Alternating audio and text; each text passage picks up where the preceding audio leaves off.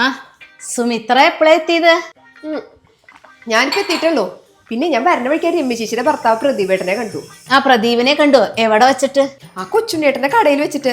ഞാൻ അത് കൂടെ ഇങ്ങനെ നടന്നു വരുമായിരുന്നു. അപ്പൊ പ്രദീപേട്ടൻ ആ കൊച്ചുണ്ണേട്ടന്റെ കടയിൽ മുന്നിൽ നിന്ന് ചായ കുടിക്കായിരുന്നു. എനിക്കൊരു ഗ്ലാസ് മേടിച്ചെന്നു. എന്ത് നല്ല സ്വഭാവമല്ലേ പ്രദീപേട്ടന്റെ. അത് പറയാണ്ടോ, അയാൾ തങ്കപ്പെട്ട മനുഷ്യനാ.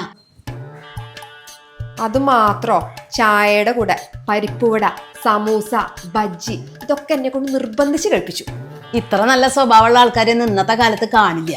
ഞാൻ കുറെ വേണ്ടാന്ന് പറഞ്ഞു, പക്ഷെ പ്രദീപേട്ടൻ സമ്മതിച്ചില്ല. ഇവിടെ ചില ആൾക്കാരുണ്ട് പ്രദീപേട്ടനെ കണ്ടു പഠിക്കണവരൊക്കെ. അതിപ്പോ ആരായി ചില ആൾക്കാര്? ഓ അതിപ്പോ ഇത്ര പറയാണ്ടോ. അമ്മയുടെ മോൻ രമേശേട്ടൻ. അത് ശരി, അയാളെ നല്ലോണം കഴിക്കാൻ ഫുഡ് മേടിച്ചെന്നപ്പോഴേ അയാള് നല്ല ആളായില്ലേ? അതിപ്പോ എന്തത്ര സംശയം. ഇന്നത്തെ കാലത്തെ ആരെങ്കിലും ഇങ്ങനെയൊക്കെ ചെയ്യോ?